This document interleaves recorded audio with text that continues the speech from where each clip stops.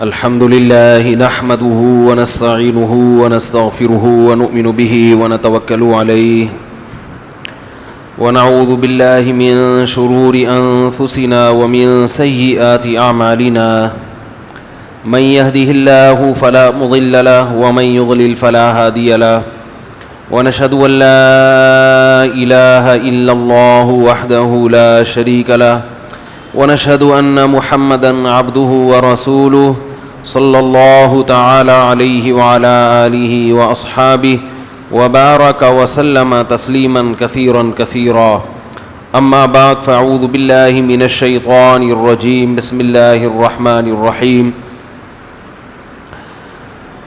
يا أيها الناس إن كنتم في شك مما أنزلنا على عبدنا صحیح پڑھ رہا ہوں بھائی إن كنتم في ريب مما نزلنا على عبدنا فأتوا بسورة من مثله وادعوا شهداءكم من دون الله إن كنتم صادقين 2019 کا رمضان شروع ہو چکا ہے. سفر کی وجہ سے تراویح کے بعد کا جو بیانات تھے اس میں ذرا ناغہ ہوا، تو آج انشاءاللہ اس کو ہم دوبارہ شروع کر رہے ہیں اور ترتیب سے انشاءاللہ اس کو جو سلسلہ 15 سال سے میرا خیال ہے یہ چل رہا ہے، تراویح کے بعد میں روزانہ بیان کرتا ہوں، تو وہ سلسلہ انشاءاللہ آج سے دوبارہ شروع کرتے ہیں. کل سے انشاءاللہ میں خود تراویح پڑھاؤں گا، آدھی قاری صاحب پڑھائیں گے، آدھی میں پڑھاؤں گا. شروع کی آدھی پھر آدھی میں، ٹھیک ہے نا؟ ٹھیک.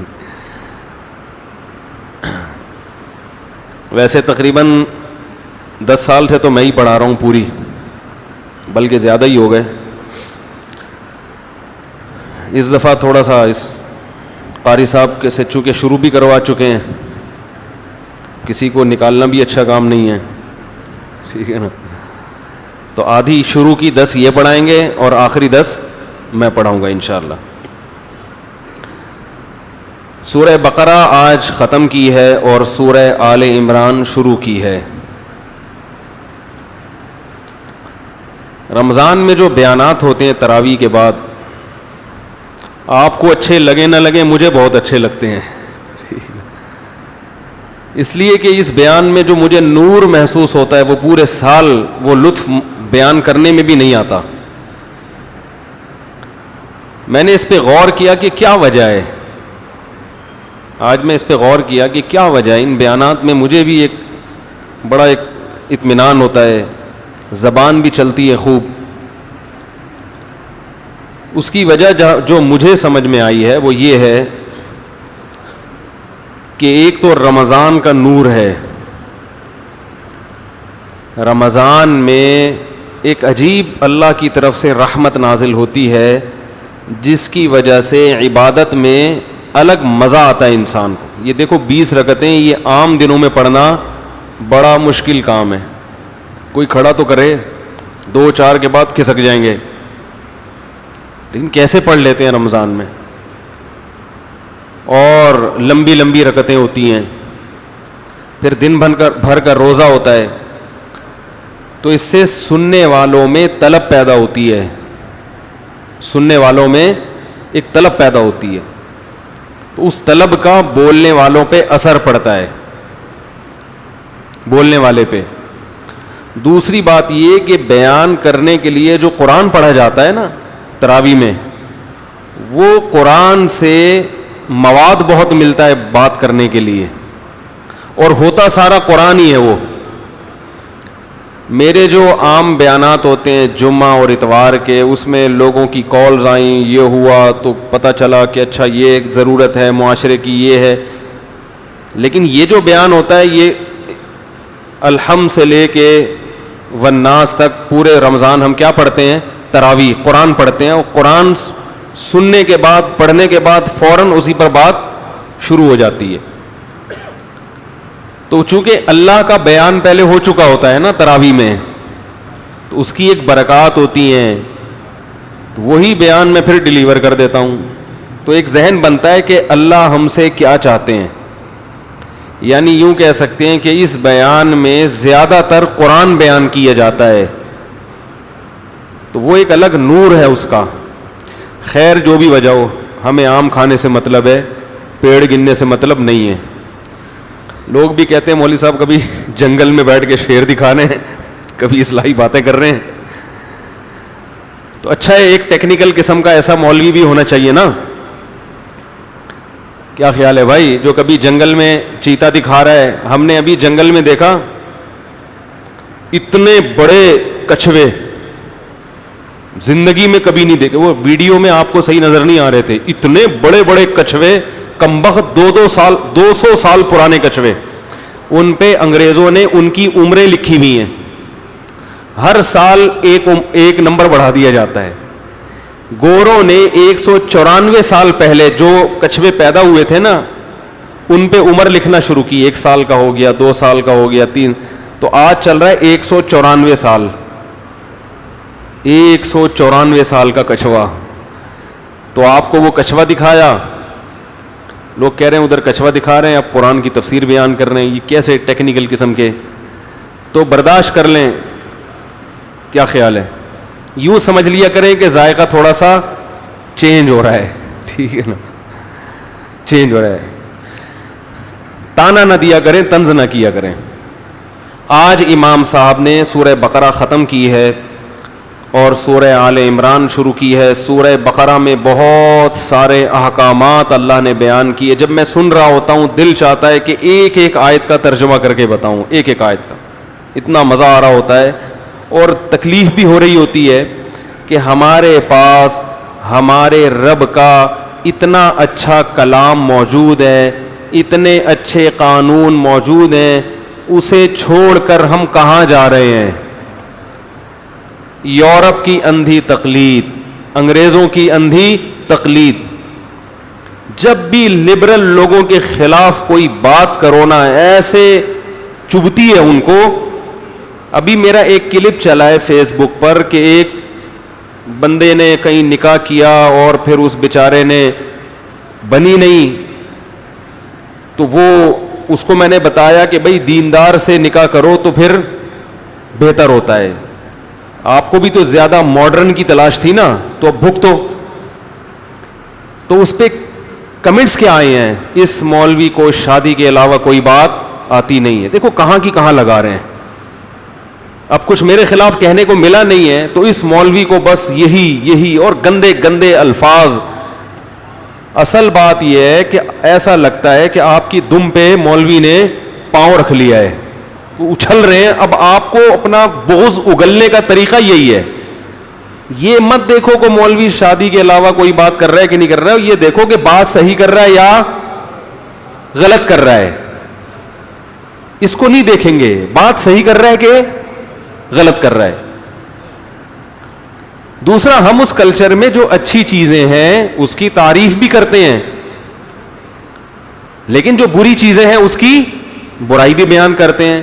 لیکن کچھ لوگ اس کلچر پہ ایسا ایمان لا چکے ہیں اور ان کے دلوں میں علماء کا ایسا بغض ہے کہ اس کلچر کے خلاف ایک لفظ بھی وہ سننا پسند نہیں کرتے. یہ بغض ان کے دلوں میں جو ہوتا ہے نا، وہ فیس بک پہ کمنٹ سے نکل کے آتا ہے سامنے، وہ نکل کے آ رہا ہوتا ہے. یہ ایک آواز گونج رہی ہے یار میرے بھی کانوں میں. اس کو تھوڑا سا صحیح نہیں آ رہی نا، آواز گونج رہی ہے نا؟ ہے نہیں، کم نہ کریں، گونج کم کریں، اس کا ایکو بھی کو ختم کریں. تو وہ ایک دم ایسا مدارس کے خلاف بولنا شروع کر دیں گے، مدرسوں کے خلاف بولنا شروع کر دیں گے. یہ مدرسے ایسے، یہ بات کیا ہو رہی ہے؟ میں اس کلچر میں کوئی برائی ہے وہ بیان کر رہا ہوں تاکہ آپ وہاں رہ کر اس برائی کو ایڈاپٹ نہ کریں. لیکن آپ کہہ رہے ہیں مولوی ایسے ہوتے ہیں، مدرسے. موضوع کیا چل رہا ہے اور آپ کس کے پیچھے پڑ گئے؟ ٹھیک ہے، مولویوں کے پیچھے پڑ گئے. تو یہ قرآن کے میں الفاظ ہے نا، وَمَا تُخْفِي صُدُورُهُمْ أَكْبَرُ. اللہ فرماتے ان کے دلوں میں جو اسلام کے خلاف بغض ہے نا، وہ اس سے بھی زیادہ ہے. وہ بغض اس طرح سے نکلتا ہے. ایک بات خوب اچھی طرح سمجھ لینی چاہیے، لا یجرمنکم شنآن قوم علی الا تعدلوا. اللہ فرماتے ہیں کہ اے ایمان والو، کسی قوم کی دشمنی میں حد سے تجاوز مت کرو. آپ علماء سے دشمنی میں، مدرسوں سے دشمنی میں حد سے تجاوز مت کریں. اور یہ تجاوز وہ لوگ کرتے ہیں جو مدرسے ایک دن بھی رہ کر انہوں نے دیکھا نہیں ہوتا, ایک دن بھی نہیں رہے ہوتے. خیر آپ کہیں گے پھر کیا قصے لے کے بیٹھ گئے مولوی صاحب, آج پہلے دن تو کم از کم تو آ رہے ہیں انشاءاللہ اس طرف. تو اللہ تعالیٰ نے جی ابھی جو امام صاحب نے سورہ بقرہ کی تلاوت کی, ایسے پیارے احکام, ایسے پیارے احکام, ایک ایک حکم کا صرف ترجمہ ہوتا چلا جائے اور مسلمان اس کو فالو کرنا شروع کر دے, اتنا خوبصورت معاشرہ وجود میں آئے گا کہ دنیا ہی میں جنت کے مزے آنا شروع ہو جائیں گے. افسوس سب سے زیادہ ہوتا ہے اپنے حکمرانوں پر جو اسمبلیوں میں بیٹھے ہوئے ہیں. اتنی پیاری کتاب کو چھوڑ کر کس کو فالو کر رہے ہیں؟ گوروں کو. دیکھ نہیں رہے ان کے معاشرے کا کیا حشر ہو گیا, یہ ماننے کے لیے تیار بھی نہیں ہے کہ ان کے معاشرے کا حشر نشر ہو گیا. یعنی ایک عجیب بات ہے کہ ایک آدمی ایک چیز کھاتا ہے, غلط دوا کھاتا ہے, اور غلط دوا کھانے سے اس پہ دورے پڑ رہے ہیں. دوسرا مریض بھی وہی دوا کھاتا ہے, تو آپ کہتے ہیں یار نہیں کھاؤ, اس کا حال دیکھو کیا ہو گیا, اس کو یقین نہیں آ رہا, تو آپ لے جا کے دکھاتے ہیں دیکھو کیا حال ہو گیا. وہ کہتے ہیں تو ٹھیک ہے بالکل. اس کا مطلب آپ کی عقل بالکل ہے بھائی, آپ بالکل ہی پاگل ہو گئے ہیں. آپ کیا ہو گئے ہیں؟ بالکل سیٹنگ کیا ہو گئی ہے, آؤٹ ہو گئی. کہ جو تباہ شدہ معاشرہ ہے اس کی تباہی آپ کو نظر نہیں آ رہی. ترقی ترقی ترقی, یعنی یہ تو ایک اور ایک دلیل ہے کہ اتنی ترقی کے باوجود جو تباہ ہو گیا ہو. تو سوچو ترقی نہ ہوتی تو کیا ہوتا. اس معاشرے کی کامیابی کی دلیل دی جاتی ہے کہ دیکھو کتنے ترقی یافتہ ہیں, یہ دلیل ہے کہ وہ کتنے کامیاب ہیں. میں کہتا ہوں اتنے ترقی یافتہ ہو کے بھی ناکام ہیں, یہ دلیل ہے کہ ان کے پاس کامیابی کا کوئی راستہ نہیں ہے. یہ دلیل ہے بہت بڑی, اتنا کچھ ہو کے بھی ناکام زندگی. یہ کوئی زندگی ہے؟ کتے پالنا کوئی زندگی ہے؟ اولاد سے محبت کیوں نہیں ہے بھائی؟ باپ سے محبت کیوں نہیں ہے؟ ماں سے محبت کیوں نہیں ہے؟ کیوں کتے پہ اتنا دل اپنا لٹا رہے ہو؟ ابھی ہم گئے, آپ نے دیکھی ہوگی ایک ویڈیو, مسائی قوم جو جنگلی قوم ہے, دیکھی ہوگی نا یوٹیوب پہ.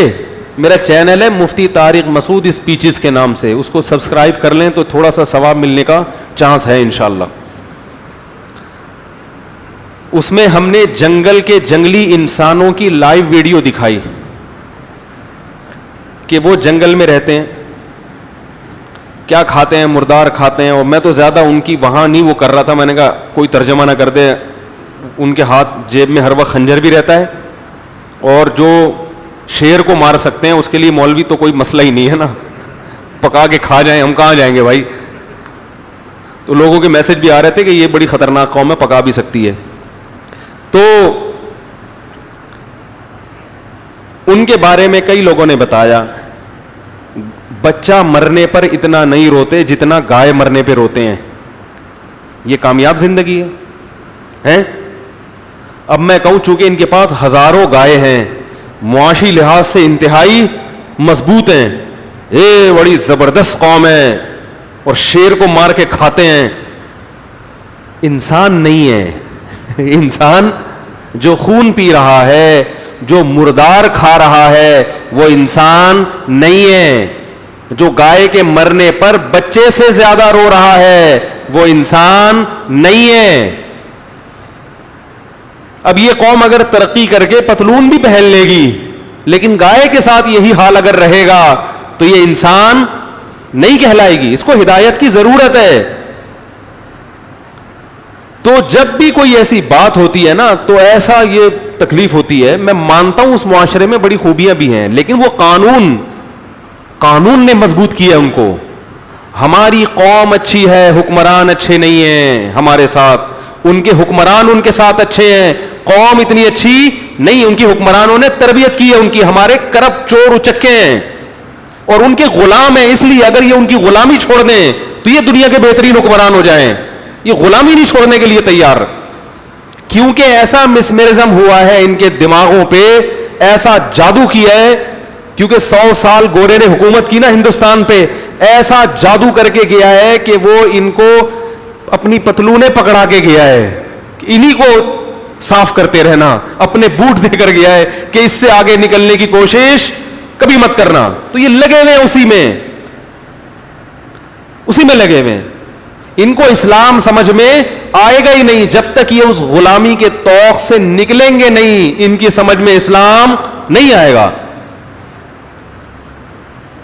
تو قرآن اگر پڑھا جائے, کاش سمجھ کے پڑھا جائے, تو ایسے انسان کا دل کھلتا ہے, روشن ہوتا ہے. کیسی پیاری آیتیں ہیں, کیسی پیاری آیتیں. باپ کے حقوق بیان کیے جا رہے ہیں کچھ آیتوں میں, کہیں ماں کا حق بیان کیا جا رہا ہے, کہیں اللہ پڑوسی کا بیان کر رہے ہیں, اس کا بھی خیال کر. کون کائنات کو بنانے والا, کتنی بڑی بات ہے کہ ہمارا پیدا کرنے والا جس نے اس پوری کائنات کو بنایا اور ہمیں کہہ رہا ہے وَاعْبُدُوا اللَّهَ, اللہ کی عبادت کرنی ہے, اس کی عبادت سے بھاگنا نہیں ہے. اس نے پیدا کیا ہے, غیر مسلم اللہ کی عبادت نہیں کرتے. یہ کتنا بڑا عیب ہے, اتنا بڑا عیب کسی کی زندگی میں ہو اور آپ اس قوم کی تعریف کرو کہ یہ ہم سے اچھے ہیں. کیسے اچھے ہو گئے, یہ خدا کے سامنے جھکتے کیوں نہیں ہیں؟ کیا یہ سب چیزیں خود پیدا ہو گئی ہیں؟ کیا کافر اللہ کی نعمتوں سے فائدہ نہیں اٹھاتا؟ کبھی اس کو خیال نہیں آیا کہ جس نے مجھے کھلایا, جو بارشیں برسا رہا ہے, زمین سے تناور درخت پیدا کر کے طرح طرح کی چیزیں پیدا کر رہا ہے, تو یہ کون ہے؟ میں اس کو پہچاننے کی کوشش تو کروں.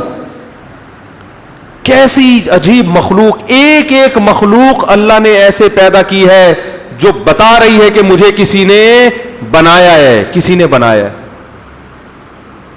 ہم نے ابھی جنگل گئے نا, وہاں گورو زیبرا کے بارے میں ایک ماہر تھے ہمارے پاس بیٹھے ہوئے, انہوں نے بتانا شروع کیا کہ اس کے دھاریاں کیوں ہوتی ہیں, زیبرا کے کیا ہوتی ہیں. وہ ایک آدمی جنگل گیا نا, بولا گدھے کو سویٹر کس نے پہنا دیا ہے؟ یہ دھاریاں خود بخود بن سکتی ہیں, اور ان دھاریوں کے پیچھے کچھ مقاصد ہیں. قدرت نے بلا وجہ یہ زیبرے کو دھاریاں, بولو بھائی, بلا وجہ نہیں دی, وہ ایسا ہی اتفاق سے, یہ اتفاق سے دھاریاں پیدا ہو گئی اس کے. کسی سائنسدان کی سمجھ میں اتنی سی بات نہیں آئی آج تک. بھائی آپ تو جہاز بناتے ہو, آپ نے تو راکٹ بنا لیا, آپ نے تو ایٹم کو توڑ کے الیکٹران, پروٹون, نیوٹران کو الگ کر دیا, اتنی باریک تحقیق آپ کے پاس ہے, یہ سمجھ میں نہیں آ رہا کہ اس گدھے کو سویٹر کس نے پہنا دیا بھائی جنگل میں, اور بلا وجہ نہیں ہوا. قدرت کے ہر کام کے پیچھے کوئی نہ کوئی حکمت ہے. جو کام اتفاقی ہوتے ہیں وہ حکمت سے خالی ہوتے ہیں. میں حیران ہو گیا جب زیبرے کے بارے میں جو اس کی دھاریوں پر ہم نے اسٹڈی کیا اور گوروں ہی کی تحقیقات پڑھی, تو انسان کہتا ہے اللہ واقعی بہت بڑا ہے, اور یہ خود بخود یہ چیزیں وجود میں نہیں آ سکتی. اس کی دھاریاں ہمارے فنگر پرنٹس کی طرح ہیں. کسی ایک زیبرے کی دھاری دوسرے سے ڈیزائن, بولو بھائی, نہیں ملتا, اور اسی سے زیبرے ایک دوسرے کو پہچانتے ہیں. اس کی دھاریاں اسے جانوروں سے بچاتی ہیں, آنکھوں کو کنفیوز کرتی ہیں, شیر کو کنفیوز کر دیتی ہیں. اللہ نے اس کے دفاع کے لیے کیا رکھا ہے, اس کے دفاع کے لیے, کیونکہ اس کی رفتار ہرن جیسی نہیں ہے. ہرن کو اللہ نے تحفظ کے لیے اسپیڈ بہت دے دی کہ تیرے کوئی دھاریاں نہیں ہے, اسپیڈ ہے تیری, بھاگ. اور شیر کو کہا تو بھی پنجہ آزما, کبھی تو جیتے گا کبھی وہ جیتے گا, جنگل کی زندگی برقرار رہے گی, تیرا بھی پیٹ بھرے گا, اور ہرن بھی ایک حساب سے رہیں گے جنگل میں. زیبرا اتنا موٹا ہے کمبخت, وہ ہرن کی طرح, بولو بھائی, بھاگ ہی نہیں سکتا. اس کو اللہ نے دھاریاں دی ہیں جو جانوروں کی آنکھوں کو کیا کرتی ہیں, نظر ٹکانے نہیں دیتی. ایک مکھی ہے جنگل میں جو زیبرے کا خون چوستی ہے, بیمار کرتی ہے. وہ مکھی کنفیوز ہو جاتی ہے زیبرے کی دھاریوں کی وجہ سے, وہ حملہ نہیں کر پاتی اس پہ. کیسا ڈیفنس کا اللہ نے, زیبرے کو خود بھی پتہ نہیں ہے کہ میرے پیدا کرنے والے نے ڈیفنس کا کیسا. ڈارون نے پتہ کیا چھوڑی تھی لمبی. ڈارون سے جب یہ پوچھا گیا کہ یہ جو ہے دھاریاں, یہ کالی پیلی, یہ کیسے بن گئی اتنی خوبصورت, اور یہ چیتے کے ایسے خوبصورت, اس نے کہا کہ ممکن ہے یہ کسی زمانے میں ایسی جگہ بیٹھتے ہوں جہاں دھوپ بھی پڑتی ہو اور چھاؤں بھی. لوگوں کے ذہن میں ایک سائنسدان کا ایک وہ بیٹھا ہوا ہے کہ جو کچھ کہہ دیں وہ پتھر پہ لکیر ہے. کیا سائنسی تھیوری بدلتی نہیں ہے؟ کیا ایسا نہیں ہوا کہ کتنی تھیوریز ایسی ہیں سائنسدانوں کی جس کو وہ چینج کر چکے ہیں؟ اور دوسری بات یہ کہ ایک تھیوری ہوتی ہے, ایک ریسرچ ہوتی ہے. ڈاروین کا جو نظریہ ہے وہ تھیوری ہے, وہ تحقیق نہیں ہے, لیکن اس کو تحقیق بنا کے بیٹھے ہوئے ہیں صرف اس لیے کہ اپنے پیدا کرنے والے کو نہیں ماننا, کیونکہ مانو گے تو پھر جھکنا پڑے گا اس کے سامنے, پھر یہ پوچھنا پڑے گا اس نے کیوں پیدا کیا, پھر یہ ماننا پڑے گا اس کے پیغمبر بھی ہے نہیں ہے, اس کے کیا حکام ہے. تو بڑا اچھا حل اس کا یہ ہے کہ اللہ کو جڑ سے نکال دو, یہ خود بخود. اب زیبرے کا دیکھو, اس کو دھاریاں اللہ نے دی, اسپیڈ کم دی ہے, اسپیڈ تھوڑی کم دی لیکن ڈیفنس کے لیے. کچھوے کو تو اسپیڈ دی نہیں ہے, کچھوا جو ہے اس بیچارے کی تو رفتار ہے ہی نہیں, تو اس کے تو جنگل کے جانوروں نے بیچارے کی واٹ لگا دینی تھی. اس کے پیچھے تو شیر آتا تو وہ کہاں تک چل سکتا تھا کچھوا. بہت مشکل ہے سمجھانا بھائی, چل سکتا ہے وہ, اس کے تو پہیا لگا کے دھکا دینا پڑتا. کیا خیال ہے, یہ پیچھے کوئی سلنڈر لگانا پڑتا راکٹ کی طرح جو گیس خارج کرتا اور کچھوا آگے سے. لیکن اللہ نے دنیا کا سست ترین جانور کچھوا کو بنایا, سب سے لمبی زندگی کس کو دی ہے؟ کچھوے کو. ہم دیکھ کر آئے 200 سال پرانے کچھوے, میں تو کہا ان سے دم کرواؤ بھائی, بزرگ ہیں یہ, حقیقت ہے. اور انہوں نے بتایا 300 سال پرانا بھی ہے. وہ تو اس وقت چونکہ یہ تو شعور بعد میں بیدار ہوا نا انسان میں کہ یار ان کی عمریں لمبی ہوتی ہیں, بہت سے کچھوے ہو سکتا ہے ہوں پرانے ابھی پتہ ہی نہ ہو. وہاں ایک 20 سال کا کچھوا ہم نے دیکھا, میں نے کہا تو بچہ ہے. 200 سال کو 20 سال کا کیا ہے, تو بچہ ہے. تو اب دیکھو کچھوے کی رفتار ہی نہیں ہے, لیکن زندگی سب سے لمبی کس کی؟ کچھوے. کیوں؟ اللہ نے کہا تیری رفتار نہیں ہے تو میں دنیا کو بتانے کے لیے کہ یہ خود سے پیدا نہیں ہوا, اس کے رب کو پتا ہے کہ کس کو پیدا کر رہا ہوں میں, لہذا تجھے میں ڈھال دوں گا جو جنگوں میں فوجی اور مجاہدین کے کام آتی ہے نا. بھائی وار کرو تو آگے سے ڈھال ہونی چاہیے نا, تیرے پاس ایسی خاندانی ڈھال ہوگی, ہاتھی بیٹھ کے چائے پیے گا یہاں بیٹھ کے اور تجھے جو بھی نہیں رہیں گے. کچھوا کیا کرتا ہے, جب کوئی جانور آتا ہے شکار کرنے, کچھوا سے بھاگا نہیں جاتا, تھوڑا سا بیچارہ چلتا ہے.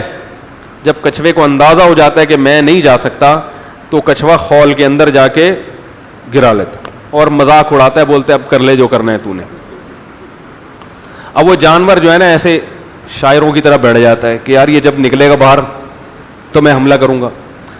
کچھوے کے پاس ٹائم بہت ہے, جانوروں کے پاس ٹائم, کیونکہ ان کی عمریں تو 5 سال 10 سال ہوں گی نا. وہ کہہ رہا ہے یار آدھی زندگی تو میری اسی کے انتظار میں لگ جائے گی, یہ منہ کب باہر نکالے گا ہے. اور کچھوے کو پتا ہے میرے پاس ٹائم کم, ابے بھائی اس کو تو پتا ہے میں 250-300 سال آرام سے رہ لوں گا, تو اگر 15-20 سال بھی میں اس میں رہ گیا کوئی پرابلم. کیا خیال ہے, ٹائم کم نہیں ہے کچھوے کے پاس. وہ کہہ رہے کر لے بھائی تو کرنا ہے. اب وہی ہے نا کہ جیسے کوئی دشمن آپ کے گھر آ جائے اور آپ کنڈی لگا کے بیٹھ جائیں, دشمن کھڑا کھڑا انتظار کرے گا, وہ کہے گا کہ یار کبھی نہ کبھی تو نکلے گا نا.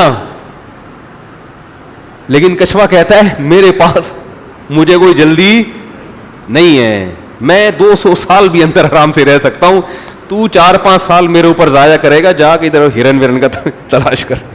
تو وہ تھوڑا سا پھر منڈی باہر نکال کے کچھوا دیکھتا ہے کھڑا ہوا ہے شیر ہے, تو چلو وہ واپس. اسی دوران اگر شیر نے کچھ کر لیا تو کر لیا, تو نیچے سے بھی خول اوپر سے بھی خول, اور اتنا مضبوط خول. یہ خول بنتا ہے گھاس پھوس سے. کچھوا کیا کھاتا ہے؟ گھاس. اسی گھاس سے اس کا خون بنے گا, اسی سے اس کی آنکھوں میں بینائی آئے گی, اور اسی سے وہ خول بھی اسی حساب سے بڑا ہوتا چلا جائے گا. جتنا بڑا کچھوا اس کی ڈھال اسی حساب سے. یہ نہیں کہ کچھوا اتنا بڑا ہو گیا ڈھال زیادہ بڑی ہو گئی, یا کچھوا تو بڑا ہو گیا ڈھال چھوٹی رہ گئی. ہر چیز اسی حساب سے بڑھ رہی ہے. اسی کو اللہ قرآن میں فرماتے ہیں ذالک تقدیر العزیز العلیم. یہ جو مینجمنٹ ہے یہ خود بخود نہیں ہے, یہ بڑا زبردست غالب ہے اور جاننے والا ہے جس کا یہ انتظام ہے. تو اللہ پر ایمان لاؤ بھائی, اللہ پر ایمان لاؤ, پھر زندگی میں مزہ ہے. تو اللہ نے سورہ بقرہ میں بہت سارے احکام دیے، بہت سارے احکام، اور سارے پیارے سب سے پہلا حکم وَاعْبُدُوا اللَّهَ یا ایھا الناس، اے لوگو، کیسا عجیب کلام شروع ہونا ہے، اعبدوا ربکم الذی، عبادت کرو اس رب کی جس نے تمہیں پیدا کیا. تو کافر کا سب سے بڑا عیب کیا ہے؟ وہ رب کی عبادت کو ضروری نہیں سمجھتا. اور لبرل مسلمانوں کا سب سے بڑا عیب کیا ہے؟ وہ دنیا کے ہر کام کو اس کی ضرورت محسوس کرتے ہیں، پیدا کرنے والے کی عبادت کو غیر ضروری سمجھتے ہیں. تبھی آپ دیکھیں نا، یہ لوگ جو مذہب مخالف لوگ ہوتے ہیں، تعارف کروائیں گے یہ بہت اچھے آدمی ہیں، یہ ماشاءاللہ انہوں نے ملک کے لیے یہ کیا، انہوں نے پڑوسیوں کی بڑی اچھی خدمت کی، اور یہ ماشاءاللہ پڑھے لکھے ہیں اور بہت اچھے ہیں، صحت بھی ماشاءاللہ مینٹین رکھتے ہیں، بہت زبردست نماز پڑھتے ہیں. وہ ان کا ذاتی مسئلہ ہے. وہ کیا ہے؟ ذاتی. تو پڑوسیوں کا خیال کرنا بھی تو ان کا ذاتی مسئلہ ہے. کوئی نہ کرے تو بندوق پہ تھوڑی کروائے گا کوئی پڑوسیوں کا خیال کسی سے. وہ ان کا کیا ہے؟ ان کی نجی زندگی، وہ لائف ہے، وہ ان کا اپنا مرضی ہے. بھائی نماز پڑھنی ایکچولی پڑھو، نماز نہیں پڑھنی ایکچولی. یہی ہوتا ہے نا. کیا ہو گیا بھائی آج کل یہی تبصرے ہوتے ہیں نا. بھائی نماز وہ تو جس نے پڑھنی ہے پڑھے، جس نے نہیں وہ تو ٹھیک ہے، دنیا کی حد تک تو ہم کہیں گے اس کو، بھائی ہم زبردستی نہیں کریں گے. لیکن آخرت میں سب سے پہلے اللہ کیا پوچھے گا؟ جس نے پیدا کیا، پڑوسیوں سے تو بڑے اچھے تھے ہیں بھائی، کتوں کے ساتھ بھی بہت اچھا سلوک کیا تم نے، راکٹ بھی بنائے، میرے سامنے کتنی مرتبہ جھکتے تھے میرے سامنے. سب سے پہلا حکم کیا ہے اللہ کا؟ وَاعْبُدُوا اللَّهَ. تبھی اللہ قرآن میں اہل جہنم کے بارے میں کیا فرماتے ہیں کہ قَالُوا لَمْ نَكُ مِنَ الْمُصَلِّينَ وَلَمْ نَكُ نُطْعِمُ الْمِسْكِينَ وَكُنَّا نَخُوضُ مَعَ الْخَائِضِينَ. فرمایا جب اہل جہنم میں جائیں گے، حالانکہ ان میں بہت سے ایسے ہوں گے جنہوں نے بڑے اچھے کام بھی کیے ہوں گے، لیکن جب ان سے پوچھا جائے گا کہ تم جہنم میں کیوں گئے، وہ کہیں گے لَمْ نَكُ مِنَ الْمُصَلِّينَ، ہم نماز بولو بھائی نہیں پڑھتے تھے. کافروں سے سوال ہو رہا ہوگا اور کافر کہیں گے کہ ہم نماز، بولو نا، سوال پہ تو کافر تو نماز کا مکلف ہی نہیں ہے. ارے وہ تو کلمہ پڑھتا ہی نہیں ہے تو نماز کیوں پڑھے گا؟ تو دنیا میں مکلف نہیں ہے، آخرت میں اس سے نماز کا سوال، بولو نا، ہوگا. سوال ہوگا اس سے نماز کا، حج کا بھی سوال ہوگا اس سے، زکوٰۃ کا بھی سوال ہوگا، تمام عبادتوں کا. علماء کا اس پر اتفاق ہے کہ کافر سے آخرت میں ان تمام عبادتوں کا سوال ہوگا. کیوں؟ یہ سوال پیدا ہوتا ہے نا، کیوں ہوگا بھائی؟ جب وہ ایمان ہی نہیں لایا تو کیوں ہوگا؟ اس لیے سوال ہوگا کہ تمہیں یہ کیوں خیال نہیں آیا کہ ہمارا کوئی رب ہے اور ہمیں اس کی عبادت کرنی ہے. وہ کہہ سکتے ہیں کہ ہمیں تو خیال آیا تھا، لیکن ہمیں یہ بھی خیال آیا کہ اس طریقے سے کیوں کرنی ہے جس طرح سے مسلمان کہہ رہے ہیں. بھائی ہم اخپل طریقے سے کریں گے. آپ کی سمجھ میں نہیں آ رہا تو کافروں کی سمجھ میں کہاں سے آئے گا؟ بھائی وہ کہیں گے ہم کریں گے اپنی مرضی سے، مسلمانوں والے طریقے سے کیوں؟ نماز کیوں؟ بھائی ہم تو اپنے طریقے سے کریں گے نا، ہم نے مخلوق کو خوش کیا، ہم نے بہت اچھے اخلاق کا مظاہرہ کیا، ہم نے اتنے ٹس بنائے، تو ان چیزوں سے بھی تو اللہ خوش ہوتا ہے نا. مسلمان جو کہتے ہیں کہ نماز ہی پڑھو، یہ والا طریقہ کیوں نہیں آ رہا سمجھ میں؟ بھائی یہ والا طریقہ اس لیے کہ اللہ کہے گا کہ میں نے پیدا کر کے تمہیں چھوڑ دیا. یہ کیسے ممکن ہے؟ جب میں نے پیدا کیا تو میں نے اپنی عبادت کا اور اپنے آپ کو خوش کرنے کا کوئی طریقہ بھی تو بتایا ہوگا. اگر یہ والا طریقہ غلط تھا تو پھر صحیح طریقہ تم بتا دو، دلیل سے، کوئی دلیل سے ثابت کرو کہ یہ والا نہیں وہ والا طریقہ صحیح تھا. ساری دنیا کے جنات اور انسان مل کے عاجز آ جائیں گے، دلیل سے کسی اور طریقے کو ثابت نہیں کر سکتے.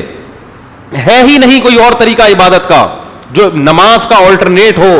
مجھے ایک بات بتاؤ، دنیا میں بہت ساری قومیں ہیں جو عبادت کے لیے لوگوں کو بلاتی ہیں. ان میں ایک طریقہ مسلمانوں کا ہے اذان کا، ایک طریقہ ہندوؤں کا ہے، وہ مختلف طریقے ہیں، سکھوں کے مختلف ہیں، عیسائیوں کے مختلف ہیں. اگر کچھ لوگوں کو بٹھایا جائے جو بالکل نیوٹرل ہو کے فیصلہ کریں کہ بالکل نیوٹرل ہو کے بتاؤ کہ کون سا طریقہ ایسا ہے جس کو فطرت اپیل کرتی ہے اور وہ کہتی ہے گاڈ گفٹڈ ہو سکتا ہے, یہ انسانوں کا بنایا ہوا نہیں ہو سکتا. اللہ کی قسم اگر انسان تعصب سے پاک ہو کر بات کرے گا تو کہے گا صرف اذان ایک ایسا طریقہ ہے جو انسانوں کا بنایا ہوا نہیں ہو سکتا. ایسی چاشنی ہے اس میں. میں برما میں تھا, ہم نے وہاں بدھسٹ کی بھی اذانیں سنی ہیں, نہیں سنی جاتی, کوئی اس میں لذت نہیں ہے, کوئی نور نہیں ہے. اور جب صبح کے وقت اللہ کا نام فضاؤں میں گونجتا ہے, اللہ اکبر اللہ اکبر, کیسا مزہ آتا ہے. یہ تو ہمارے ہاں مؤذنین بیچارے بعض اتنے ٹیڑھی میڑھی اذانیں دیتے ہیں کہ وہ اذان کا سارا نور خراب کر دیتے ہیں. ورنہ اذان اگر تجوید کے ساتھ صحیح طریقے سے دی جائے تو اذان سے زیادہ مٹھاس اللہ نے کسی چیز میں نہیں رکھی. مجھے یاد ہے میں ایک دفعہ ظہر کی اذان دے رہا تھا مدرسے میں. اس وقت ہمارا قیلولے کا ٹائم ہوتا ہے, سب سو رہے ہوتے ہیں, تو میرے ذمہ داری تھی میں اٹھتا تھا پہلے اذان دیتا تھا. تو حضرت نے ہمیں اذان سکھائی تھی بالکل نپی تلی تجوید کے ساتھ, تمیز سے, تمیز سے اذان جسے کہتے ہیں نا, پوری تجوید کے قواعد کے ساتھ. تو مجھے یاد ہے ہمارے حضرت دروازہ کھول کے نیچے آ جاتے تھے. بسا اوقات ایسا ہوتا ہے نیچے آ کے پوری اذان سنتے, ان پر ایک عجیب کیفیت طاری ہوتی تھی. ایک انگریز کو میں نے دیکھا, مسلمان ہوا, ہمارے مدرسے میں آیا, تو جیسے ہی اذان ہوتی تھی نا اس کے چہرے کا رنگ عجیب سا ہو جاتا تھا, ایک دم چپ خاموش. سب سے کہتا تھا اس کو غور سے سنو. میں نے کہا دیکھو اس پہ کتنا اثر ہو رہا ہے اللہ کے نام کا. یہ اگر کسی پہ نہیں ہو رہا نا تو یہ اس کی علامت ہے اس کا دل خراب ہو چکا ہے. کتنا مزہ آتا ہے جب میں فجر میں جو اذان ہے نا اس کا تو الگ ہی نور ہے. یعنی یہ جو خاموشی ہے نا صبح کی, یہ اللہ کا نام اس خاموشی کو توڑتا ہے, اللہ کا نام توڑتا ہے اس خاموشی کو. تو اللہ تعالیٰ قیامت میں کافر سے بھی یہ سوال کریں گے کہ نماز کیوں نہیں پڑھی, میری عبادت کیوں نہیں کری. وہ کہے گا اللہ میں تو اس کو مانتا نہیں تھا. تو اللہ کہے گا کیوں نہیں مانتے تھے, اس میں کیا خرابی تھی. وہ کہے گا یہ محمد صلی اللہ علیہ وسلم نے پیش کی تھی, میں محمد کو نہیں مانتا تھا. اللہ کہیں گے کیوں نہیں مانتے تھے, کیا خرابی تھی ان میں. اگر محمد صلی اللہ علیہ وسلم نہیں تھے تو پھر صحیح کون تھا جس نے اللہ کا دین پہنچایا ہے, کون تھا ان کے مقابلے میں. یہ سارے سوالات کس سے ہوں گے قیامت کے دن, کافر. اور ان لبرل لوگوں سے بھی ہوں گے جو نماز نہیں پڑھتے مگر نماز پڑھنے کو ضروری بھی نہیں سمجھتے. کچھ مسلمان ایسے ہیں جو پڑھتے نہیں ہیں مگر اپنے آپ کو گناہگار سمجھتے ہیں کہ اللہ ہمیں توفیق دے, نمازیوں پہ فخر کرتے ہیں. لیکن ایک طبقہ مسلمانوں میں ایسا پیدا ہو چکا ہے بہت بڑے پیمانے پر جس کی نظر میں نماز روزے کی کوئی اہمیت نہیں ہے. کہتے ہیں بس, ایک صاحب مجھے ملے کہنے لگے بس اس زمانے میں انسان کو اچھا انسان بننے کی ضرورت ہے, مذہب کی اتنی کوئی ویلیو نہیں ہے. اچھے انسان بن جاؤ, اچھے مسلمان کیا ہوتا ہے, اچھا ہندو کیا ہوتا ہے, اچھا سکھ کیا ہوتا ہے, بس اچھا انسان بن جاؤ. میں نے کہا جب تک اچھا مسلمان نہ بنو اچھا انسان بننا ممکن, بولو بھائی, نہیں. کہیں کیوں بھائی, کہہ رہے ہیں میں اپنی بیوی بچوں سے اچھا سلوک کرتا ہوں, میرے پڑوسی مجھ سے خوش ہیں, میں ملک کے لیے بڑی خدمت کر رہا ہوں, تو بس یہی تو ہے اچھا انسان. میں نے کہا اللہ کہاں گیا ہے, اللہ کہاں گیا بھائی, یہ ملک تمہیں کھلاتا ہے. آپ کہہ سکتے ہیں ملک ہمیں کھلاتا ہے, لیکن اس ملک کو کون کھلا رہا ہے. اگر ملک میں قحط پڑ جائے تو ملک کھلائے گا, بولو نا کیا ہو گیا بھائی. ملک میں قحط پڑ جائے ملک کھلائے گا. سب سے پہلے اسی ملک سے ہجرت کرو گے, حکمران کھلائیں گے. حکمرانوں نے تو ہم سے جتنا کھایا ہے نا, ہم سے جتنا کھایا ہے وہی لوٹا دیں تو ہم سونے کے نوالے کھانا شروع کر دیں گے. تو جس نے بنایا, جو پیدا کرنے والا ہے, وہ ان کی ڈکشنری میں ہے ہی نہیں. تو ہم جب اللہ کا کلام سنتے ہیں تو سمجھ میں آیا اچھا انسان اور اچھا مسلمان. بھائی اچھا انسان بننا ممکن نہیں ہے جب تک اچھا مسلمان نہ بنو. ہاں میں یہ مانتا ہوں کہ صرف مسلمان بننا کافی نہیں ہے, بلکہ پورے اسلام کو فالو کرنا ضروری ہے. اگر کوئی مسلمان صرف نام کا مسلمان ہے, مکمل اسلام کو فالو نہیں کر رہا, تو پھر محض نام میں مسلم ہونے سے یا محض کلمہ پڑھنے سے کچھ نہیں ہوگا. تو اللہ تعالیٰ جب رمضان میں قرآن پڑھتے ہیں, سنتے ہیں تراویح میں, تو پتہ چلتا ہے کہ اللہ ہمیں کیا چاہتا ہے ہم سے.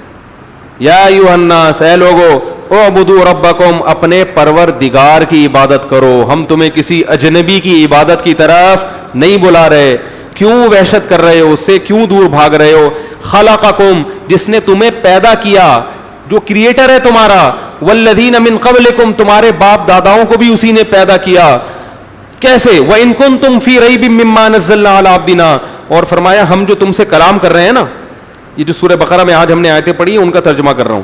ہم جو تم سے کلام کر رہے ہیں کہ اے لوگوں میری عبادت، یہ روزہ بھی اللہ کی عبادت، نماز بھی اللہ کی عبادت، صدقہ بھی اللہ کی عبادت. غیر مسلم جو صدقہ کرتا ہے وہ صدقہ نیکی ہے، عبادت نہیں ہے.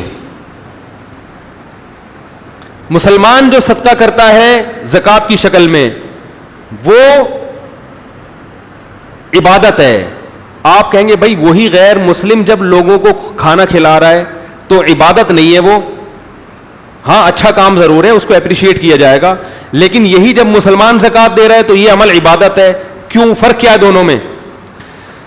بہت مشکل ہے یار، کیا کریں، ایسے دیکھ رہے ہیں جیسے میں پہلی دفعہ بات کر رہا ہوں آپ لوگوں سے. ہم جب زکوٰۃ دیتے ہیں نا، یہ زکوٰۃ کیا ہے؟ عبادت ہے، اس میں عبادت کا ثواب ملتا ہے. غیر مسلم جب لوگوں کو کھانا کھلاتا ہے اچھا کام ہے مگر عبادت کا ثواب نہیں ملتا. کیوں؟ عبادت کہتے ہیں کسی ذات کے سامنے ایسا اپنے آپ کو اس کی تعظیم کرنا، یہ نظریہ رکھ کر کہ یہی میری بگڑی بھی بنا سکتا ہے اور یہی مجھے نقصان بھی پہنچا سکتا ہے. کسی ذات کے بارے میں جب آپ یہ عقیدہ رکھ کر اس کی تعظیم کریں گے تو یہ تعظیم کیا کہلائے گی؟ عبادت. ایک مثال سے سمجھاتا ہوں بات. دیکھو آپ اپنے باپ کے سامنے دو زانوں بیٹھتے ہو تعظیم سے، جیسے ہم اتحیات میں نماز میں بیٹھتے ہیں نا، یہ بھی تو تعظیم ہے نا، لیکن یہ عمل عبادت بولو نا نہیں کہلائے گا. مگر یہی عمل اتحیات میں ہم قبلہ رخ ہو کے کرتے ہیں تو یہ عمل کیا کہلاتا ہے؟ بھائی وہی بیٹھے ہوئے یوں کر کے اور ابا کے سامنے بھی یوں بیٹھے ہوئے، وہ عبادت کہلا رہا ہے اور یہ کیا ہو گیا بھائی؟ یہ عبادت نہیں. عمل تو ایک جیسا ہے بالکل. آپ کہہ سکتے ہیں اس میں اتحیات پڑھ رہے ہیں اس میں نہیں پڑھ رہے، تو چلو اتحیات کی مثال نہیں، رکوع کی مثال لے لو. آپ اپنے ابا کے سامنے یوں کر کے جھکتے ہیں، یہ عمل تعظیم کہلائے گا، عبادت نہیں کہلائے گا. لیکن ہم جب اللہ کے سامنے نماز میں رکوع میں جھکتے ہیں تو یہ رکوع کیا کہلاتا ہے؟ چاہے سبحان ربی العظیم نہ بھی پڑھے ہم، پھر بھی یہ کیا ہو گیا؟ یہ عمل عبادت بن گیا. وہی جھکنا ادھر عبادت اور ادھر تعظیم، عبادت نہیں ہے. اچھا مجھے ایک بات بتاؤ، اور یہ میں مثال سے سمجھاتا ہوں. فرشتوں نے آدم علیہ السلام کو سجدہ کیا، سر زمین پہ رکھ دیا، یہ عمل عبادت تھا؟ اگر عبادت ہوتا ہے تو اس کا مطلب اللہ نے ان کو اپنے علاوہ کسی اور کی عبادت کا حکم دے دیا نا. لیکن یہی سجدہ ہم اللہ کو کرتے ہیں تو یہ عمل کیا کہلاتا ہے؟ عبادت. تو وہی ایک ہی جیسا عمل ہو رہا ہے، ایک عمل عبادت ہے اور ایک عمل عبادت بولو نہیں ہے. فرق کیا ہے؟ فرق یہ ہے کہ جب اللہ کے سامنے ہم جھکتے ہیں تو ہمارا یہ نظریہ ہوتا ہے کہ جس ذات کے سامنے ہم جھک رہے ہیں وہ علی کل شیء قدیر ہے، وہ ہمیں نقصان بھی پہنچا سکتا ہے بغیر کسی لاجک کے اور فائدہ بھی پہنچا سکتا ہے. جس میں یہ طاقت ہے تو یہ طاقت ہمیں مجبور کرتی ہے کہ ہم اس کے سامنے سر جھکائیں، تاکہ وہ ہماری بگڑی بنا بھی سکتا ہے اور ہماری بگڑی بگاڑ بھی سکتا ہے. تو اس نظریے سے جب جھکا جاتا ہے، یہ جھکنے میں اور اس نظریے کے بغیر جھکا جاتا ہے، اس جھکنے میں زمین آسمان کا فرق ہے. یہ جھکنا انتہائی درجے کی تعظیم ہے اور اس طرح سے جھکنا انتہائی درجے کی تعظیم نہیں ہے. دیکھو لوگ اپنے ابا اماں کے بھی پاؤں چوم لیتے ہیں نا، پاؤں پہ ہاتھ لگاتے ہیں. کیوں؟ بھائی ابا ہیں، ان کی خدمات ہیں، ان کے احسانات ہیں، چلو جی ابا کے پاؤں پہ ہاتھ لگا لیے. لیکن یہی پاؤں مشرک لوگ اپنے پیروں کے بھی ہاتھ لگاتے ہیں. کیوں؟ یہ نظریہ رکھ کر کہ یہ پیر اس قابل ہے کہ اس کے پاؤں کو چوما جائے اور جھکا جائے اس کے سامنے، کیونکہ یہ مجھے بگڑی بھی بنا سکتا ہے اور یہ میری بگڑی بگاڑ بھی سکتا ہے. تو دونوں قسم کی تعظیموں میں جو جذبات ہوں گے نا آپ کے اندر کے، ان جذبات میں زمین اور آسمان کا فرق ہوگا. جب بت کے سامنے جھکا جاتا ہے تو خدا سمجھ کے جھکا جاتا ہے کہ یہ بگڑی بنا سکتے ہیں, اور جب والدین کے سامنے کوئی ایسے جھکتا ہے, جائز تو نہیں ہے جھکنا, لیکن وہ عبادت نہیں کہلائے گا. تو عبادت کا مطلب کیا ہوا؟ میں عربی تعریف نہیں کر رہا, آسان الفاظ میں آپ کو سمجھا رہا ہوں, کیونکہ اصطلاحات میں جائیں گے مشکل. عبادت, یہ جلدی سے بس اس موضوع کو سمیٹ کر آج کی بات ختم کرتا ہوں, تاکہ جو قرآن میں جگہ جگہ عبادت آئی ہے نا, یہ عبادت کا تصور دماغ میں بیٹھ جائے. تو عبادت کیسے؟ کسی کی انتہائی درجے کی تعظیم کرنا, یہ سمجھ کے کہ یہ اس کو مجھ پر قدرت حاصل ہے اور یہ جو چاہے کر سکتا ہے. اس نظریے کے ساتھ جب آپ کسی کی تعظیم کریں گے تو یہ تعظیم کیا کہلائے گی؟ عبادت. اب یہ تعظیم کبھی جسمانی ہوتی ہے, کبھی مالی ہوتی ہے, کبھی قولی ہوتی ہے. جیسے ہم کہتے ہیں التحیات للہ والصلوات والطیبات, کیا مطلب؟ قولی تعظیم بھی کس کی؟ اللہ کی. والصلوات, جسمانی تعظیم بھی کس کی؟ بولنے میں کوئی گورنمنٹ نے پابندی لگائی ہے, ذرا اونچا بولنے نا. جسمانی تعظیم بھی کس کی ہوگی؟ اللہ کی. والطیبات, اور مالی تعظیم بھی کس کی ہوگی؟ اللہ کی. تو پتہ چلا تعظیم کتنی قسم پر ہے؟ 3 طرح سے. مثلا آپ کسی کی تعریف کرتے ہو, آپ بہت اچھے ہو, آپ بہت اچھے ہو, آپ بہت اچھے ہو, یہ عمل عبادت نہیں ہے, کیونکہ آپ بہت اچھے ہو بس, اور کیا ہے؟ آپ بار بار کہتے رہو بہت اچھے بھائی, بہت اچھے انسان ہو, آپ تو بڑے خوبصورت ہو, آپ تو بڑے طاقتور ہو, بس. لیکن یہی سبحان اللہ الحمدللہ جب اللہ کے بارے میں کہتے ہو تو یہ عمل کیا کہلاتا ہے؟ عبادت. کیوں؟ ہم اللہ کی زبان سے تعظیم کر رہے ہیں یہ نظریہ رکھ کر کہ وہ ہماری بگڑی بنا بھی سکتا ہے اور ہماری بگڑی بگاڑ بھی سکتا ہے, اور ہر چیز پر طاقت اور قدرت ہے. یہ نظریہ ذہن میں رکھ کر جب اللہ کی تعریف کی جائے گی تو یہ عمل کیا کہلائے گا؟ عبادت. تو یہ قولی عبادت. روزہ, آپ کسی کے لیے بھوکا پیاسا رہتے ہو, لوگ ہیں نا اپنے عاشق کے لیے کھانا چھوڑ دیتے ہیں, معشوق کے لیے, عاشق غلطی ہو گئی, کھانا چھوڑ دیا, عبادت تھوڑی کہلائے گا بھائی. آپ کو ہڑتال چل رہی ہے, بھوک ہڑتال, کیونکہ آپ کو پتا ہے کمزور آدمی ہے, بس منانے کے لیے کر رہا ہوں تاکہ کچھ وقت بھوکا رہوں گا تو شاید ترس آ جائے. لیکن یہی روزہ جب آپ اللہ کے لیے رکھتے ہو تو یہ عمل کیا کہلاتا ہے؟ کیوں؟ اب آپ اس لیے نہیں رکھ رہے کہ آپ کو اس سے عشق ہے, وہ وجہ ہے لیکن وہ دوسرے درجے میں. اصل وجہ کیا ہے؟ مالک ہے, ہر چیز پر اس کو طاقت اور قدرت ہے. تو اس نے کہا کہ بھوکے رہو, تو اب ہم کیا کریں گے؟ بھوکے رہیں گے. ہاں یہ فرق ہے کہ دنیا میں جب کسی کو خوش کرنے کے لیے بھوکا رہا جاتا ہے تو اپنی مرضی سے, گھنٹے بھی آپ کے اپنے ہوتے ہیں, کتنی دیر رہنا ہے, کیا کیا چھوڑنا ہے, چپکے چپکے کیا کھانا ہے. کئی لوگ بھوک ہڑتال کرتے ہیں مگر چپکے چپکے کھا رہے ہوتے ہیں وہ. لیکن جب اللہ کو خوش کرنے کے لیے عبادت کی جائے گی تو وہ طریقہ ہی ہے جو اللہ نے بتایا, اخفل طریقہ نہیں چلے گا. تو ایسے ہی یاد رکھو کہ اسی طرح مالی عبادت بھی ہوتی ہے. آپ کسی کو گفٹ دے دیتے ہیں اس کو خوش کرنے کے لیے, یہ عبادت نہیں ہے. کیوں؟ آپ کا یہ نظریہ ہی نہیں ہے کہ یہ اس کو قدرت حاصل ہے, اس کو سلطنت حاصل ہے, یہ آپ کا بگاڑ بھی سکتا ہے اور آپ کا بگڑی بنا بھی سکتا ہے. آپ کو پتا ہے میری طرح کمزور آدمی ہے, گفٹ لے لو, خوش ہو جاؤ, خوش کریں. لیکن یہی گفٹ جب اللہ کو دیا جائے گا زکوٰۃ کی شکل میں یا اللہ کے نمائندوں کو دیا جائے گا تو کیا کہلائے گا یہ عمل؟ عبادت. اس لیے کہ اللہ کے بارے میں آپ یہ نظریہ رکھ کے یہ کام کر رہے ہو کہ وہ بگڑی بنا بھی سکتا ہے اور بگڑی بگاڑ بھی.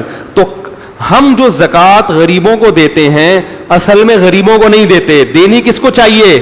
اللہ کو. ارے میں آپ کو جب خوش کرنے کے لیے گفٹ دوں گا تو آپ کو دوں گا, اس کو تھوڑی دوں گا. غریب تو نہیں ہو آپ. اگر غریب ہو, فرض کر لو مجھے بڑی محبت ہو گئی آپ سے, آپ کو خوش کرنے کے لیے میں بڑا خوش ہوا, میں نے کہا آپ سے مجھے اتنی محبت, چلو یہ لو 1,00,000 روپے, اور آپ نے ہاتھ بڑھایا, میں نے کہا یہ لو ایک. میں آپ کو خوش کرنے کے لیے کیا کر رہا ہوں؟ اگلا بولے گا دعوے مجھ سے محبت کے اور دے کس کو رائے, تو یہ کوئی بات بنتی نہیں ہے نا. تو اصل میں تمام فقہا یہی بات لکھتے ہیں کہ زکوٰۃ اصل میں دی غریبوں کو نہیں جاتی. کس کو دی جاتی ہے؟ کیونکہ اللہ نے مانگا ہے ہم سے پیسہ. من ذا الذی یقرض اللہ, کون ہے جو اللہ کو قرضہ دے گا؟ اللہ نے تو گفٹ بھی نہیں مانگا, اللہ نے کیا مانگا ہے کہ بھئی مجھ سے محبت ہے, مجھے سمجھتے ہو کہ میں مال میں برکت بھی دے سکتا ہوں اور مال کو گھٹا بھی سکتا ہوں, میرے بارے میں یہ نظریہ ہے کہ میں سب کچھ کر سکتا ہوں, پیسہ نکالو پھر دو نا پیسہ. اب جس کو ڈر ہو کہ دوں گا تو ہلاک نہ ہو جائے, اس کا مطلب تم اللہ کو علی کل شیء قدیر نہیں سمجھتے. اور اللہ کہہ رہے قرضہ دو, میں کون سا گفٹ مانگ رہا ہوں, میں واپس لوٹا دوں گا. قرضہ تو کم محبت, جس سے زیادہ محبت نہیں ہوتی وہ کہتا ہے یار میں کون سا گفٹ مانگ رہا ہوں, وہ پیسے دے دے واپس کر دوں گا, ایسا ہی ہے نا. تو اللہ قرضہ اس لیے مانگ رہا ہے کہ اللہ غفور الرحیم ہے, اس نے اپنے بندوں پر کچھ زیادہ نہیں آزمایا, اس لیے اللہ کہتے ہیں کہ مجھے گفٹ مت دو, مجھے کیا دو, قرضہ دے دو, واپس دوں گا, واپس. تسلی بھی ہے اس میں. تو مانگا اللہ نے, آپ پکڑا کس کو رہے ہیں, وہ محلے میں غریب ہے اس کو پکڑا رہے ہیں جا کے, وہ وسیم بھائی کی طبیعت خراب تھی, ان کے گھر بھائی کوئی وسیم بیٹھے ہو معذرت, ان کو پکڑا دیا آپ نے, وہ اس کی بیوی بھاگ گئی معذرت کے ساتھ, ٹھیک ہے, اس کا میاں گھر پہ نہیں آ رہا, اس کو پکڑا دی, یار وہ بڑا ٹینشن میں ہے, اس کا کینسر کا علاج چل رہا ہے, اس کا جناب اس کے وہ سر پہ بال نہیں اگ رہے وغیرہ وغیرہ, بہت سارے مسائل ہوتے ہیں نا, کوئی کینسر میں ہے, کوئی کسی کی ٹانگ اللہ نہ کرے ٹوٹ گئی, بہت. تو ان میں اللہ کو کہاں دے رہے ہیں ہم. تو تمام فقہا کہتے ہیں کہ زکوٰۃ کس کا حق ہے, اللہ کا, اور اللہ مانگ رہا ہے, لیکن اللہ خود سے وصول نہیں کرتا.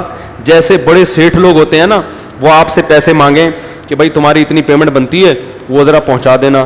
سر ٹھیک ہے میں آ رہا ہوں, کہاں پہنچاؤں, میں بندہ بھیج رہا ہوں, ہے اس کو پکڑا دینا, میں کیا کر رہا ہوں, اس کے پاس رسید ہوگی میری طرف سے, وہ کارڈ ہوگا, تو وہ مجھے ہی, تو وکیل کو پکڑانا موکل ہی کو دینا. یار بولنے پہ کوئی پابندی لگی ہے, بول دو نا, وکیل کو پکڑانا موکل ہی کو دینا کہلاتا ہے نا. تو یہاں بھی ایسا ہوتا ہے کہ اللہ نے کہا مجھے دو پیسہ, مجھے, کیونکہ جب عبادت اللہ کی ہے تو پیسہ کس کو دینا پڑے گا, اللہ کو, اللہ کے علاوہ دیں گے نہیں چلے گا, تو اللہ کو دینا پڑے گا. تو ہم نے کہا اللہ ہم پیسے لے کے گھوم رہے, کدھر دیں بتا, تو اللہ نے کہا میں آسمان سے زمین پہ نہیں آ رہا, ادھر فلاں علاقے میں جاؤ, فلاں علاقے میں جاؤ, جن کے پاس پرچیاں ہوں گی ان کو دے دو. اللہ وہ پرچی کیا ہے, تو اللہ کہیں گے یہ علامتیں ہیں, وہ علامتیں یہ ہیں کہ جس کے پاس 52.5 تولے چاندی کے برابر بھی پیسے نہیں ہیں, ہیں بھائی تقریباً 45,000 بنتے ہیں آج کل, اتنے پیسے بھی نہیں ہیں, کوئی اضافی پلاٹ بھی نہیں ہے, سونا بھی نہیں ہے, چاندی بھی نہیں ہے, تو اس کو جا کے پکڑا دو, وہ میرے نمائندے ہیں جو زمین میں, بولو بھائی, گھوم رہے ہیں. اور پھر جب اس کو دو گے تو شکریہ نہیں مانگنا اس سے, انما نطعمکم لوجہ اللہ لا نرید منکم جزاء ولا, تھینک یو کی توقع مت رکھنا کہ وہ, کیونکہ شکریہ تو اس کا ادا ہو جس کو دیے تو مجھے تم نے, تو میں دوں گا, اس سے نہیں مانگنا. ارے بھائی کیسے سمجھائیں یار, کیونکہ جب سیٹھ صاحب کو آپ نے پیسے دینے تھے, سیٹھ نے بندے کو بھیجا کہ جا بھائی اس نے میرے پیسے دینے, اتنے عرصے سے کھا کے بیٹھا ہے, جا لے کر آ اس سے. تو جب وہ بندہ آئے گا آپ اس کو پیسے پکڑائیں گے, وہ آپ کا شکریہ تھوڑی ادا کرے گا, کہے گا مجھے تھوڑی, آپ نے تو سیٹھ کو دیے, وہ سیٹھ نے مجھے وکیل بنایا ہوا تھا تو لے گیا. تو آپ تو سیٹھ ہی کو بندہ سمجھ کے دے رہے ہو نا اس کو, کیا خیال ہے. اب سوال پیدا ہوتا ہے کہ غریبوں کو اللہ نے اپنا وکیل کیوں بنایا. غریبوں, جہاں جتنے بھی غریب لوگ بیٹھے ہوئے ہیں ان کے لیے خوشی کی باتیں کر رہا ہوں میں یہاں پہ, غریبوں کو اللہ نے اپنا نمائندہ کیوں بنایا. اس کا فقہا نے بڑا پیارا جواب دیا ہے. فقہا لکھتے ہیں کہ اللہ نے ہر ایک سے وعدہ کیا ہے, وما من دابۃ الا علی اللہ رزقها, اللہ کے ذمے پیمنٹ ہے بہت سے لوگوں کی, ٹھیک ہے نا. اللہ نے ہر ایک سے وعدہ کیا کہ سب کو روٹی کھلاؤں گا, سب کو رزق دوں گا. تو غریبوں کی بھی ذمہ داری کس نے لی ہے, اللہ نے. تو جیسے سیٹھ صاحب نے کسی کی پیمنٹ کرنی ہو, ہے بھائی, اور آپ نے سیٹھ صاحب کو پیمنٹ کرنی ہو, تو سیٹھ صاحب کیا کہتے ہیں, بھائی میری طرف سے فلاں بندہ آئے گا, ڈائریکٹ اسی کو کر دینا کیونکہ مجھے بھی اسی کو کرنی ہے. تو یہ میں اپنی ذمہ داری پوری کر رہا ہوں کہ جو پیسے میں نے, جو سیٹھ صاحب نے اس بندے کو دینے تھے, سیٹھ صاحب کہہ رہے ہیں یار میں براہ راست مجھ سے دینے کے بجائے جاؤ میرے پیسے فلاں کے ذمے بنتے ہیں, اس سے جا کے وصول کر لو. تو اس میں شکریہ والا تو کوئی چکر آئے گا ہی نہیں. کیا خیال ہے بھائی, ہم بھی, اللہ بھی ہمارا شکریہ ادا نہیں کرے گا کیونکہ اللہ نے ہمیں دیا ہے. اللہ کہے گا جتنا میں نے دیا اس میں سے 2.5% واپس کر دو بس, اور وہ بھی قرض کے طور پر. تو اللہ پر بھی ہمارا احسان نہیں ہے, اور اس غریب پر بھی احسان نہیں, کیونکہ اس کو تو اللہ نے کھلانا تھا, تو اللہ کے ذمے جو رقم اس کی بنتی تھی اللہ نے براہ راست دینے کے بجائے اللہ نے ہم سے کہا کہ تم نے جو پیسے مجھے دینے تھے تو میرا ایک قرض خواہ ہے اس کو جا کے ڈائریکٹ پکڑا دو. تو اس لیے کسی غریب کو بھی اس میں زکوٰۃ میں آپ کا شکریہ ادا نہیں کرنا, نہ آپ نے اس سے شکریہ لینا ہے, کیونکہ جو آپ کی پیمنٹ تھی جو آپ نے اللہ کو کرنی تھی تو اللہ آپ کو کہہ رہا ہے اس کو دے دو جس کو اللہ نے پیمنٹ دینی ہے. تو یہ ساری چیزیں زکوٰۃ میں ہوتی ہیں. غیر مسلم اس پورے پروسیس سے ناواقف, لہذا غیر مسلم جب کسی انسان پہ خرچ کرے گا تو یہ عمل انسانوں کے لیے گفٹ کہلائے گا, انسانوں کی خیر خواہی کہلائے گا, یہ عمل اللہ کی عبادت نہیں کہلائے گا. اب آئی سمجھ میں کہ نہیں آئی؟ یہ عمل اللہ کی عبادت دو وجہ سے. نمبر ایک, غیر مسلم کا یہ تصور نہیں ہوتا کہ میں اس ذات کے لیے کر رہا ہوں کہ میں اگر نہ کروں تو وہ مجھے نقصان پہنچا سکتا ہے, کروں تو وہ مجھے فائدہ پہنچا سکتا ہے. ایک یہ تصور نہیں ہوتا. دوسرا, اس کے ذہن میں یہ تصور ہی نہیں ہوتا کہ میں اللہ کو دے رہا ہوں, وہ سمجھتا ہے میں اللہ کی مخلوق کو دے رہا ہوں. کیا خیال ہے؟ تبھی وہ دنیا میں بتائے گا بھی دیکھو بھائی ہاں آج ہم نے اتنے ٹرسٹ بنائے, آج ہم نے اتنا غریبوں کو کھلایا, ہم نے یہ کیا, ہم نے یہ کیا, ہم نے یہ کیا. مسلمان یہ کام کر نہیں سکتا. ترغیب دینے کے لیے تو کر سکتا ہے تاکہ لوگ بھی کنجوس لوگ دیکھیں اور زکوٰۃ نکالیں, لیکن یہ بتانے کے لیے کہ میں نے قوم پر احسان کیا یہ بتانے کے لیے نہیں کر سکتا, کیونکہ آپ نے اگر ہدیہ گفٹ دیا ہے تو اللہ کو دیا ہے, تو اللہ پہ کون احسان جتلا سکتا ہے کہ آج میں نے اللہ کو اتنے پیسے دیے؟ اللہ پہ اس لیے احسان نہیں جلا سکتے کہ اللہ کہے گا کہ بھائی تم نے مجھے دیے تو کون سا خود کما کے دیے, یہ بھی تو میں نہیں دیے تھے نا, اور جتنا پیسہ میں نے تمہیں دیا اس میں سے سارا تمہارے پاس چھوڑ دیا, صرف 2.5% لیا, باقی سارا تمہارے پاس چھوڑ دیا میں نے, تو ابھی بھی میں نے احسان کیا تمہارے اوپر. تو اس لیے زکوٰۃ عبادت ہے, اور غیر مسلم جو صدقات کرتے ہیں وہ اچھا کام ضرور ہے مگر وہ عبادت نہیں ہے. قیامت کے دن عبادت کا ثواب ملے گا, اچھے کاموں کا ثواب دنیا میں ہی مل جاتا ہے. قیامت میں اللہ صرف ان لوگوں کو جنہوں نے اللہ کے لیے کیا کیا ہے, بس اللہ کے لیے کچھ کیا ہے تو ٹھیک ہے, اللہ کے لیے نہیں کیا تو جن کے لیے کیا ہے ان سے شکریہ بھی لو, ان کو احسان بھی جتلاؤ, اور ان کی نظروں میں تمہاری عزت بھی بنے گی. بس اتنا کیا ہے کافی ہے. لوگ کہیں گے ایک اچھا انسان تھا, غریبوں کو کھلایا کرتا تھا, دنیا سے چلا گیا, کاش نہ جاتا تو اچھا ہوتا, بس اتنا ثواب ملے گا. تو آخرت میں ثواب کس چیز عمل کا ملتا ہے؟ عبادت کا. تو قرآن میں جو آج امام صاحب نے, قاری صاحب نے, کل سے میں پڑھوں گا انشاءاللہ, تو قاری صاحب نے جو تلاوت کیا, یا ایھا الناس اعبدوا, اے لوگو اللہ کی کیا کرو؟ عبادت کرو اللہ کی. تو پتہ چلا کہ ہم اگر صدقہ و خیرات بھی کرتے ہیں تو وہ کس کے لیے؟ اللہ کی عبادت کرنے کے لیے, اللہ کا غلام سمجھ کے اپنے آپ کو. عبادت نہیں ہوتا ہے کہ آپ اپنے آپ کو بالکل مجبور سمجھتے ہیں, غلام سمجھتے ہیں کہ میری اس کے سامنے چل ہی نہیں سکتی بالکل بھی, تو اللہ نے کہہ دیا تو اب ہماری اللہ کے سامنے چل ہی نہیں سکتی. تو اللہ سے دعا ہے کہ اللہ ہمیں اس رمضان میں عبادت پر لے آئے. تو نماز بھی عبادت, وہ بھی کرنی ہے ہم نے, روزہ بھی عبادت, بولو بھائی وہ بھی رکھنا ہے. آج ایک صاحب ملے اچھے بھلے ماشاءاللہ نیک آدمی, اچھے خاصے ہٹے کٹے لوگ یار روزے چھوڑ رہے ہیں, اچھے خاصے ہٹے کٹے لوگ. آج اصل میں ایکچولی یہ تھا, آج یوں تھا, آج فلانا تھا, ڈمکانا تھا. اللہ سے ڈرنا چاہیے, پورے سال اللہ کھلا رہا ہے, اور کتنی خوبصورت عبادت ہے روزہ. تو ٹھیک ہے سارا دن تھکا آ رہا ہوتا ہے, لیکن افطاری میں کیش اجر ملتا ہے, کیش اجر ملتا ہے. اتنی تھکاوٹ میں افطاری میں لذت کتنی زبردست ہوتی ہے. تو رمضان تو مسلمان کا نور ہے, اپنے گھروں کو بھی اس نور سے روشن کریں. رمضان میں جتنے غیر مسلم مسلمان ہوتے ہیں نا, ان کا پورا ریشو ایک طرف ریشو, اور پورے سال جو مسلمان ہوتے ہیں وہ ریشو ایک طرف. کیوں ہوتے ہیں؟ یہی منظر دیکھ کے کھینچتا ہے رمضان غیر مسلموں کو اسلام کی طرف, اور مسلمان دین سے دور ہوتا چلا جا رہا ہے, روزے کھا رہا ہے. اور جناب آج یہ ہو گیا تھا, آج آفس میں کام زیادہ تھا, آج اصل میں ایکچولی باس کا موڈ آف تھا, آج مجھے یہ تھا, آج امتحان ہے. تو آخرت کا بھی تو ایک امتحان ہے. تو رمضان میں روزے بھی رکھنے ہیں ٹائٹ طریقے سے, خاندانی طریقے سے, ٹھیک ہے, اور نماز والی عبادت کو بھی بولو بھائی زندہ کرنا ہے.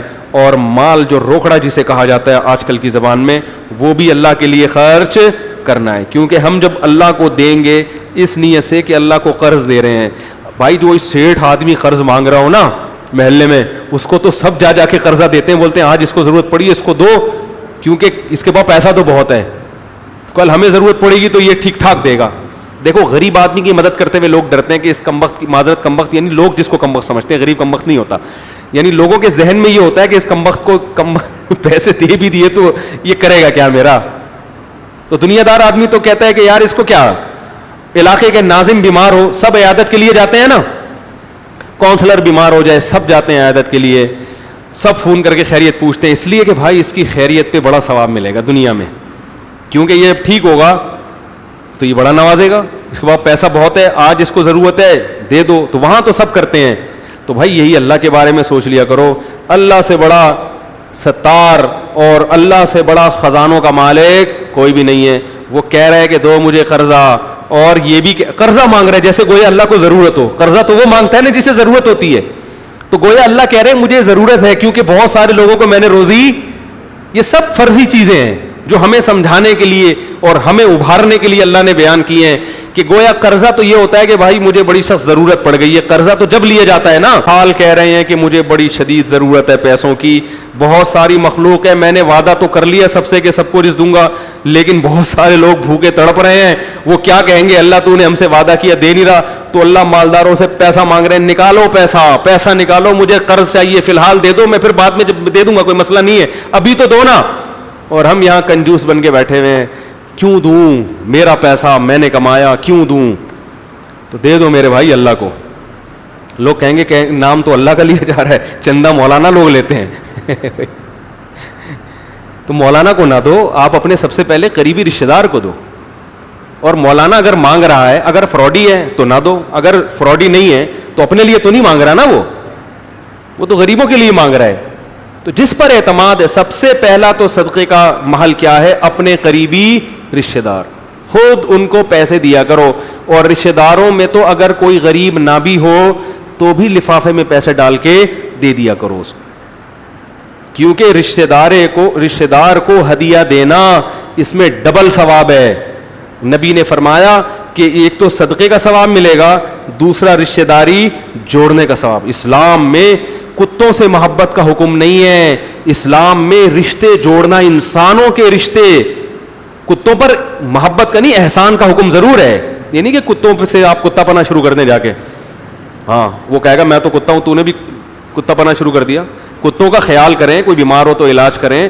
نبی نے فرمایا ایک پیاسے کتے کو پانی پلایا تو اللہ نے اس کو اس کے گناہوں کو معاف کر دیا. احسان ضرور کریں, محبت کتوں سے بھی کرنے میں حرج نہیں ہے, لیکن زیادہ کس سے ہونی چاہیے, انسانوں سے, ٹھیک ہے نا. جانور سے بھی محبت ٹھیک وہ ہو جاتی, گدھا بھی پالو گے تو محبت ہو جاتی ہے اس سے, لیکن پہلے کون ہے, تو اسلام کہتا ہے رشتہ داری, رشتہ داری جگہ جگہ, رشتہ داری, رشتہ داری خونی رشتے, بھائی بہن کے رشتے, باپ ماں کے, ماموں خالہ پھوپھی, یہ رشتے جوڑنے ہیں رمضان میں.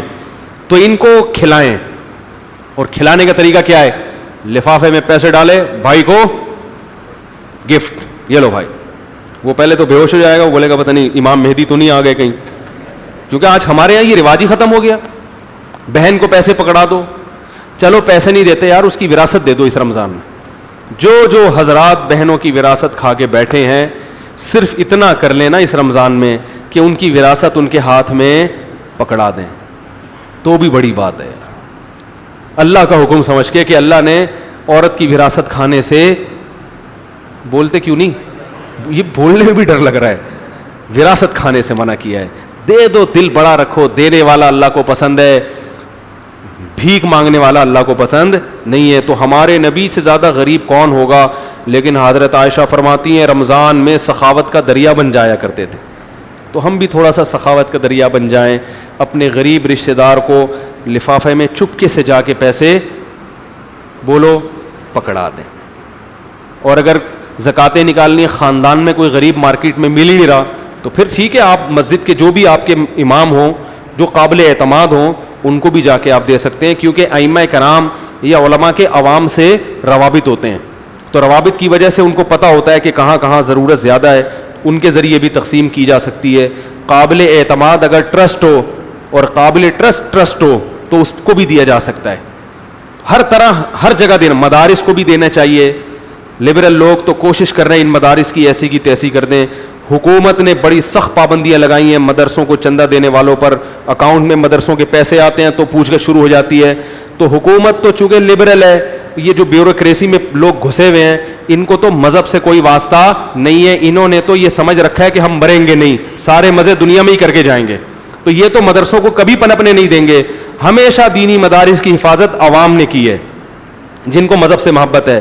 تو اگر یہ اکاؤنٹ میں نہیں دینے دیتے, آپ مدرسوں میں جائیں, خود وہاں جا کے پیسے پکڑائیں تاکہ ہمارے مدرسوں کے یہ جو باغ ہیں یہ ہمیشہ اسی طرح پھل دیتے رہیں, ہمیشہ پھل دیتے رہیں, اور یہاں سے علماء پیدا ہوتے رہیں جو امت کی صحیح رہنمائی کرتے. اور بات بتاؤں آپ کو, میں نے ابھی کافی ملکوں کے سفر ہو گئے ہیں, بر صغیر کے مدارس کے علماء جو پوری دنیا میں کام کر رہے ہیں, بہت جاندار, بہت شاندار کام ہے الحمدللہ. میں مانتا ہوں اور بھی علماء کر رہے ہیں, لیکن جو زور آور اور جتنا مضبوط کام الحمدللہ انڈیا, پاکستان, بنگلہ دیش اور برما کے علماء کا نظر آیا ہمیں, اتنا مضبوط کام نظر نہیں ہو رہا ہوگا. میں نے کون سا کہہ رہا ہوں کہ میں مریخ تک پوری دنیا دیکھ کر آیا ہوں, تو لیکن نظر نہیں آتا اتنا جاندار, بہت جاندار کام. اور اگر کام ہو بھی رہا ہے تو وہ لبرل پنا اس میں زیادہ ہے.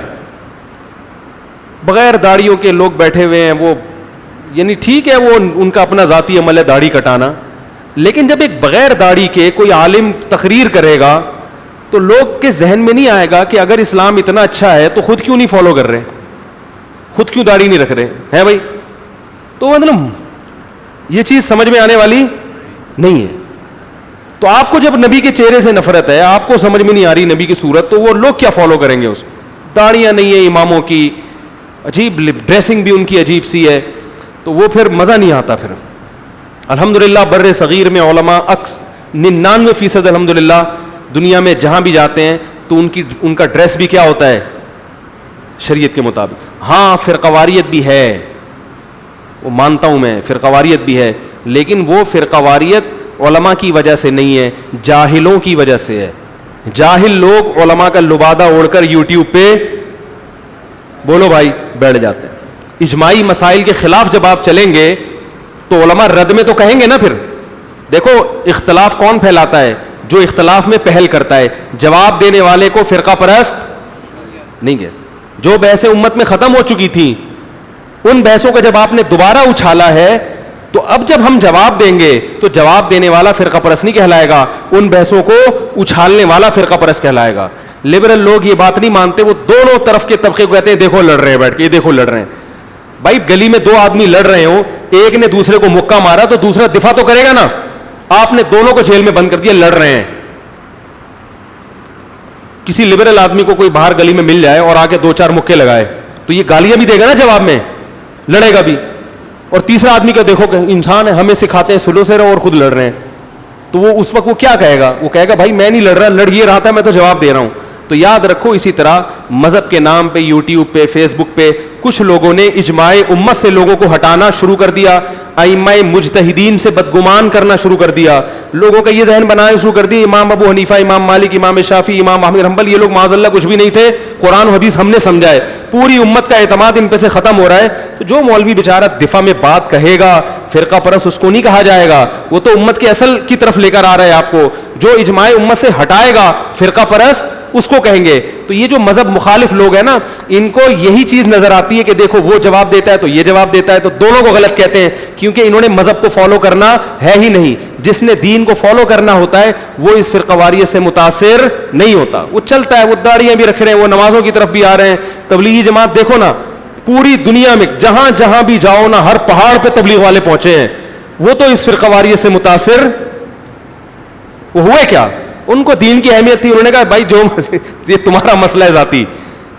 تو جس کو مذہب سے دشمنی ہے نا اس کو تو مذہب کے خلاف موقع چاہیے, تو اس کو مولوی لڑتے ہوئے بھی نظر آئیں گے. اور جن کو دشمنی نہیں ہے, جو چاہتے ہیں, ان کو صحیح مولوی بھی انشاءاللہ نظر آ جائیں گے. ہاں جو تماشے دیکھنے کے لیے بیٹھے ہوئے ہیں یوٹیوب پہ اور ان کا مقصد صرف تماشے ہے, نہ ان کی عبادت میں جان ہے, نہ ان کو کوئی جو ہے نا اللہ کی عبادت سے کوئی اللہ کا قرب حاصل کرنا ہے, نہ ان کو ذکر کی لذت حاصل ہے, نہ ان کو قرآن کی لذت اللہ نے عطا فرمائی ہے, وہ ان بکھیڑوں میں سے متاثر بھی ہوتے ہیں اور پھر اعتراضات بھی کرتے ہیں. اللہ سے دعا ہے اللہ اس رمضان کو ہمارے حق میں خیر اور برکت کا ذریعہ بنائے. اور ہمیں 3 کام رمضان میں کرنے, پھر میں اگلے بیان میں انشاءاللہ بتاؤں گا. ایک نمازوں کی کثرت, 4 کام. نمبر 2 دعا کی کثرت, نمبر 3 تلاوت کی کثرت, اور نمبر 4 صدقات و خیرات کی کثرت. 4 کام یاد رہیں گے, نماز کی کثرت, تلاوت کی کثرت, دعا کی کثرت اور صدقات. یہ چاروں چیزیں رمضان میں قرآن و سنت سے ثابت ہے کہ ان چاروں کو زیادہ کرنا ہے. اللہ سمجھنے کی, عمل کی توفیق عطا فرمائے. سبحانک اللہم و بحمدک, نشہد ان لا الہ الا انت, نستغفرک و نتوب الیک. Thanks for watching. Don't forget to like, comment, share and subscribe to Mufti Tariq Masood, famous scholar.